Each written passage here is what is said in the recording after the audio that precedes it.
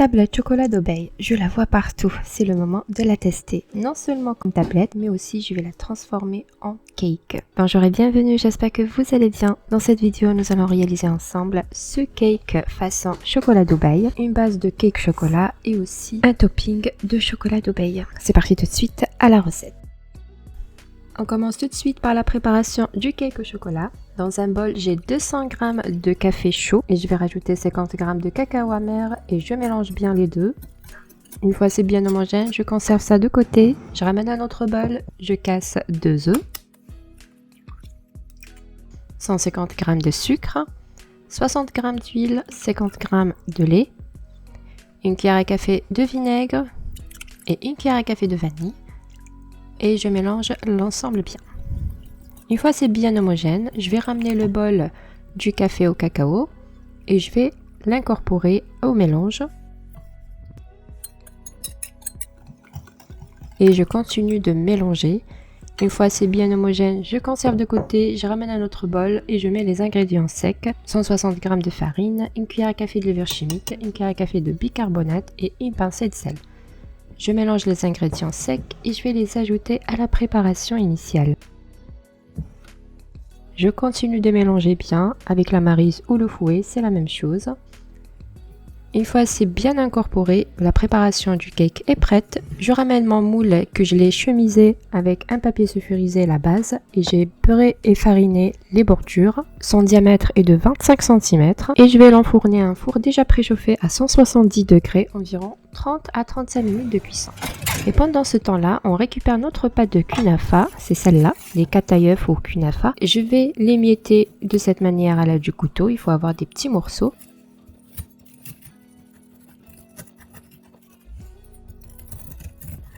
Ensuite, je prends une poêle, je mets une bonne quantité du beurre, environ 30 g, une cuillère à soupe. Et je mets dedans ma pâte de kunafa et je ne cesse pas de remuer comme ça jusqu'à la bonne dorure de la pâte, comme ici. Une fois la pâte de kunafa est bien dorée et bien torréfiée, je la conserve de côté.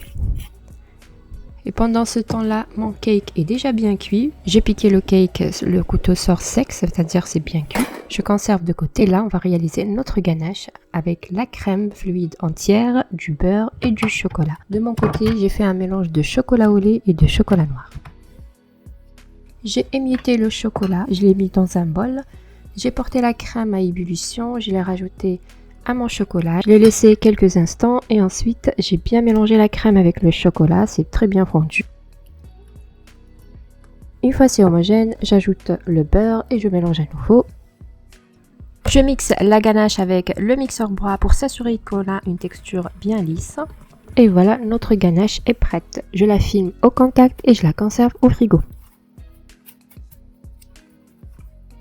Je récupère mon gâteau qui est encore bien chaud. Je vais le retirer du moule.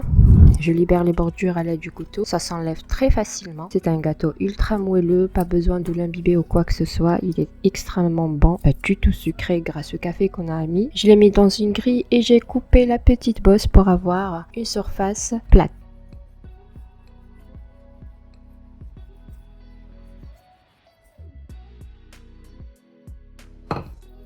Je conserve de côté et on passe maintenant à la préparation de kunafa pistache de chocolat d'Obey, la fameuse tablette. Donc dans le bol où j'ai mis la kunafa torréfiée, je vais mettre une cuillère à soupe de la pâte de sésame et je vais utiliser cette crème pistache et la pâte de pistache maison. Cette crème de pistache est un petit peu sucrée, c'est crunchy, elle contient des morceaux de pistache. Donc pour équilibrer un petit peu le sucre, j'ai préféré de rajouter la vraie pâte de pistache que j'ai réalisée moi-même avec seulement des pistaches. Je l'ajoute à la pâte de kunafa, je ne cesse pas de rajouter la pâte de pistache si besoin et je mélange jusqu'à l'obtention à cette texture. Je récupère le cake, j'ai mis le cercle car ma ganache n'est pas encore bien froide, mais vous pouvez la façonner très facilement avec seulement une poche à douille. Si la ganache est bien froide, ça va bien ficher. J'ai mis une fine couche de ganache. Ensuite, une couche de kunafa pistache, je l'ai étalé un peu partout à l'aide de la cuillère.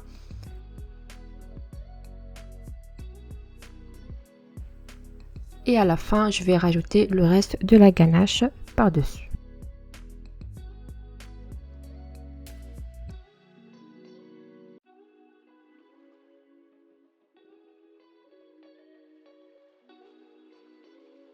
Et comme décoration, j'ai ici un petit bol de chocolat blanc fondu.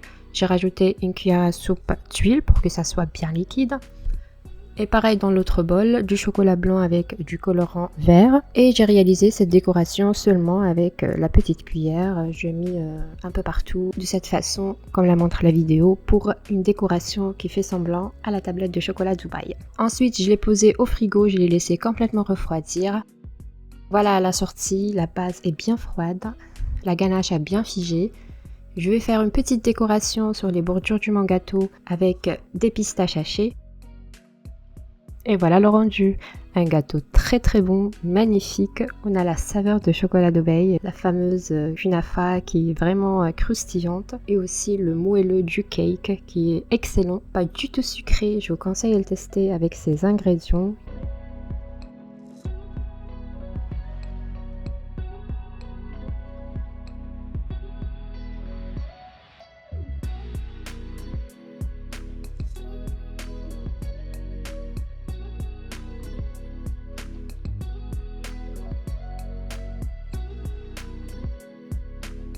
Et bien sûr, on finit pas la vidéo sans préparer la tablette chocolat Dubaï. Vu que les ingrédients sont présents dans la maison, j'en profite. J'ai pris le moule de silicone de tablette chocolat. J'ai fait cette décoration avec le chocolat blanc et vert. Voilà, un petit splash partout. Je l'ai laissé figer 5 minutes au congélateur. Je l'ai récupéré et j'ai mis du chocolat fondu sur le moule. Je l'étale délicatement, de préférence du chocolat tempéré.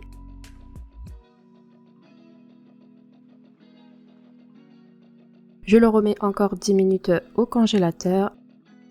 Une fois le chocolat bien figé, je vais poser la farce de kunafa pistache. Et juste une remarque, pour cette tablette, j'ai rajouté encore de la pâte de pistache pour que ça soit un petit peu liquide, pour avoir le même rendu que la tablette chocolat.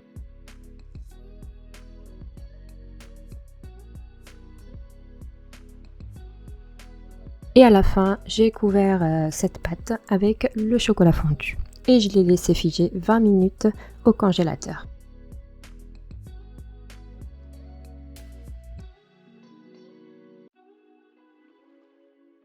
C'est parti, c'est prêt, on va démouler.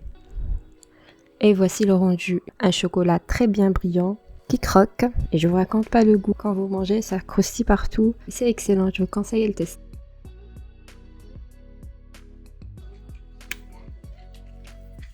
Chocolat, il était trop bon. C'est le meilleur chocolat que j'ai mangé. Voilà, la vidéo d'aujourd'hui est terminée. J'espère que ça vous a plu. Si c'est le cas, n'hésitez pas à liker, laissez-moi un petit commentaire, ça me fait plaisir de vous lire. Et je vous dis à bientôt pour une nouvelle vidéo. Et si t'es pas encore abonné, abonne-toi. Ciao, ciao!